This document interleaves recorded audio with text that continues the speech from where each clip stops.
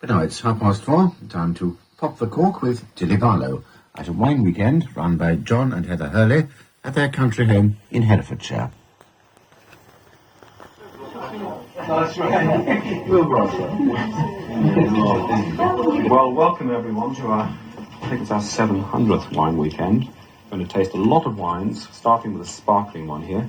And there's plenty of cheese and bread between times, and you can rinse your glasses in the water there if you want to. Some of you have been before, and you know what you have to do. While John's busy dealing out the glasses and fetching our first bottle of wine to taste from the cellar, let me just ask you two, who I think are no strangers to these wine weekends, what's the appeal? I mean, Liz, this is your 8th time here. What keeps bringing you back? John mainly. He's so enthusiastic, really makes you feel at home, really makes you want to enjoy wine. I think the thing I enjoy about it is, in fact, how informal it all is. Before, when you often imagine a wine weekend, you imagine going to a big hotel and very formal presentations and sitting in big rooms, whereas this is just good fun. Right, well, John's come back with a bottle of something bubbly, I think, so perhaps we better concentrate. Now, this sparkling wine is a slightly unusual one. It's Saint-Péray from the Rhone Valley. So have a look at the colour. Touch of gold, suggesting a slightly warmer climate. Now, the grape here is the Marsanne, and this wine, in fact, is very famous because Wagner, the great German composer, ordered 100 bottles before he completed his last great opera, Parsifal. Whether he ever drank them or not, we don't know.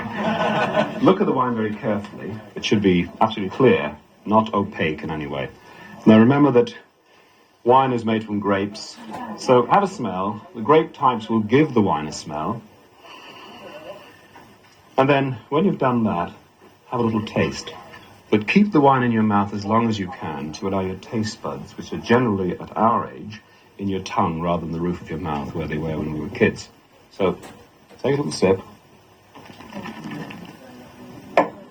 Pull the air through the wine. I know it sounds very disgusting, and you wouldn't want to do it in a restaurant, perhaps, but it has a kind of yeasty tang. Quite a nice, nutty, sort of biscuity taste. Now, John, if I can just interrupt a minute, you and your wife Heather have been running these wine weekends for the past 16 years, and you yourself have been in the wine business for almost 3 decades and have a string of qualifications to your name, won all sorts of prizes for your wine tasting abilities. Just tell me something, does the art of wine tasting depend on having a very finely tuned palate, or can anybody do it? I think anyone can do it. It's a bit like the analogy between singing, and occasionally you get someone with it who's absolutely tone deaf and they're beyond repair. But I think with wine tasting, experience is what counts. Because I think there is an awful lot of elitism attached to it. I mean, you see people sniffing it and all this kind of stuff. You seem to take a much more gentle approach. I mean, not a snobbish approach. Well, that might be because I'm Irish, but I think a lot of the mystique has gone out of it. When I first came into the trade, for example, you couldn't buy wine in supermarkets. And the first supermarket, Tesco's, I think it was, came in the 60s, starting to sell wine. And wine is available to a greater number of people now, in greater variety than ever before, and greater quality. You have a variety of different courses here. Which is the one that we're on at the moment? Well, it's a course basically designed for beginners and people who've got some knowledge. All my tastings are all suitable for all types of people because such a wide range of wines. The difference in the weekend is basically the quality and expense of the wines. I mean, with the classic wine weekend, we have spent up to £250 a bottle on really good quality older clarets and burgundies and ancient ports and things. But I think we have a sufficiently wide range of wines of all different types and vintages and countries for everyone to learn something. This weekend, we'll probably taste 10 or 12 different countries, probably 15 to 20 different grape types, maybe 10 different vintages. So there's a great scope there for everyone to learn something. Right, well, let's press on. So that's a start. Wine is, champagne or sparkling wine is a good way to start a tasting. It's an aperitif, it gets the old palate toned up, and also it has the effect of relaxing you. It's certainly relaxing me. I feel really relaxed. And we're going to carry on now, after the sparkling wine, with a still wine. Now, halfway through the white wines, we'll have a little blind tasting. Not to catch you out, because that's easily done. But I think it's better for you to concentrate on the wine in the glass and see for yourself what the wine is made of. So we'll start off now with the first of the still wines. So do have a rinse. I'll get some more bread and cheese.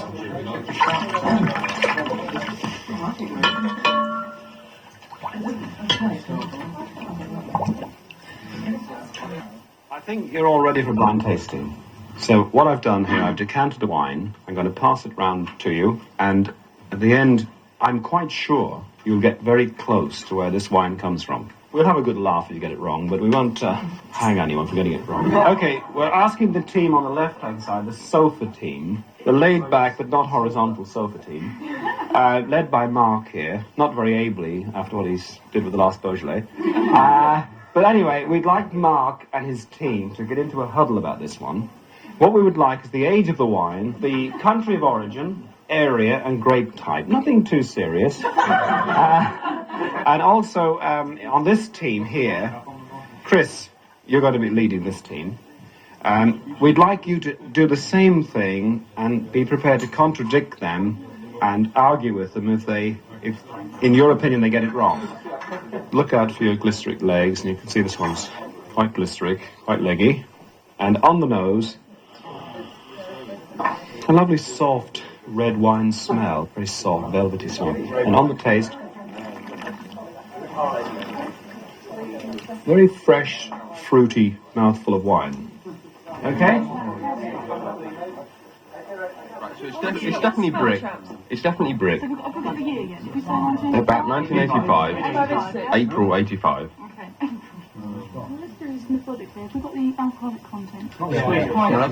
How are you doing, team, on this side? We're halfway there. So what about the colour? What does that suggest?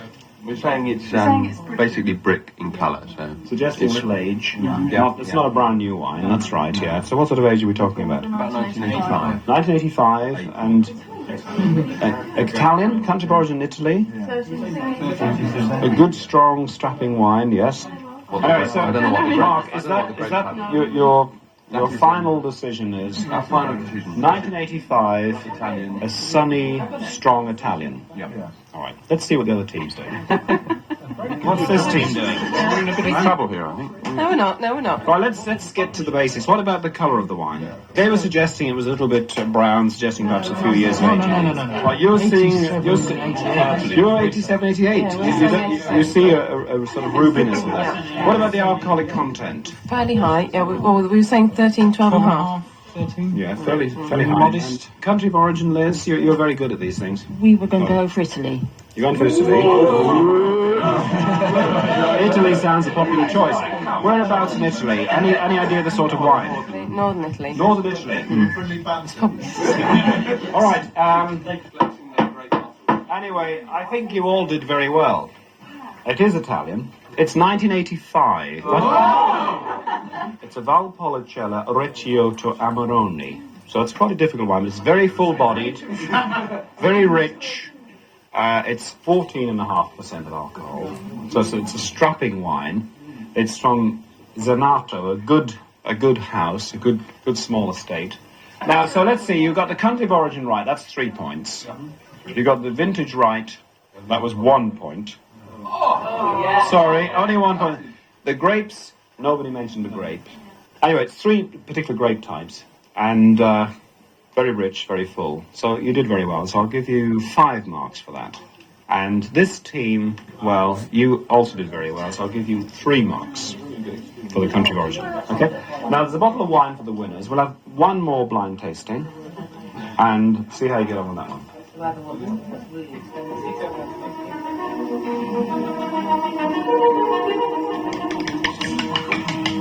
I'm just going to put these Yorkshire puddings in now. So I've got a lot of these to make tonight, so it'll be 2 trayfuls.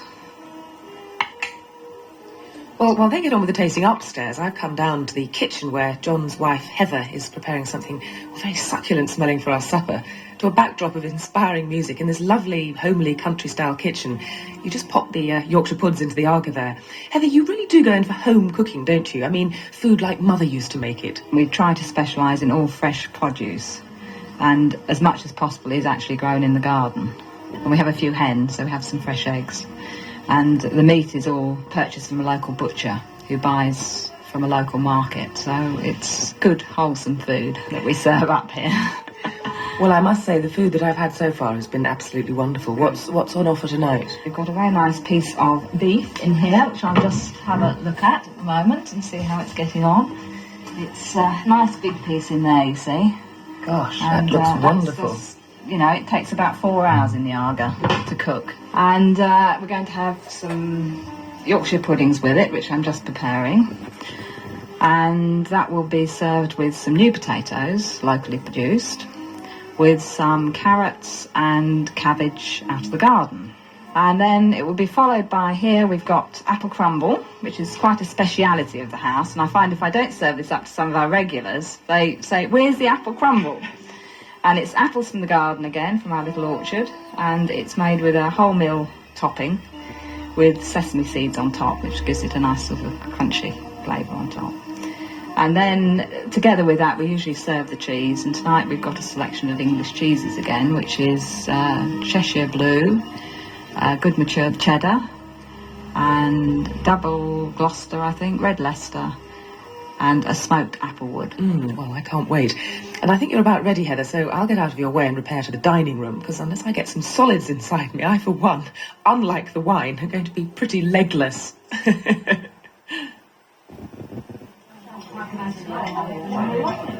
It's the end of the first evening. We've had the wine tasting, and we've had our supper, a very nice supper of soup of some description to begin with. Do you know what it was? It was basically vegetarian soup. I noticed actually that all you wine people took the same attitude to the soup as you did to the wine. You were sort of sniffing it and saying, I think it's the far end of the orchard, and that's an onion, and that's a... Is this catching? Trying to identify everything that's in everything that you eat? Well, it's a basic curiosity. It's about wondering what the hell's going on, really. But, yeah. And then we had a very nice roast meal, all the trimmings, and we passed the port, probably not in the right direction, but anyway, the port has been well passed, and everybody's probably also well, anyway. So now what happens, Mark? Well, I think now we retire for some coffee and some more port, fortunately, and probably some very juvenile games, you know, it's terrible, really. And we'll take up the few remaining little bits of wine and probably demolish those as well. So you don't go for healthy walks tonight? Not the walks tonight, no. The walks are tomorrow morning, fresh. At about 8:30 tomorrow morning is breakfast, everybody, and then we will depart very early on and generally walk ourselves silly. Right, well, I think before we repair to the other room, John's going to give us a tour of his wine cellar. So this is the cellar, John. Yes. It's a pretty big cellar. We've got quite an eclectic selection of wines here. Hundreds of different bottles, different labels, different grape types, vintages, etc. And you'll notice they're all lying down. And, of course, it keeps the corks moist. Basically, a nice, cool, dry place where the wines can mature gently. But you notice that the wines are off the ground by about 18 inches because the labels fall off. And that makes the blind tastings extra difficult, because I don't even know what they're... Would you actually drink this 1871 Cabral? Or is that just for show? Have you got a corkscrew on you? Yes. Well, sorry, put it away immediately. Is that your No, that's the oldest bottle we've got. It does arouse quite a lot of comment every week. It's over 100 years old, but it's become a tawny with age. And one day, if I don't drop it when I keep picking it up, we'll probably drink it. Now, we were on an intermediate weekend, weren't we? If we'd have been on a fine weekend or a classic weekend, we might have expected to have some of these special wines. I mean, how do you judge what wines you're going to present on a weekend? Well, I basically look at the price. The older, finer wines are very expensive.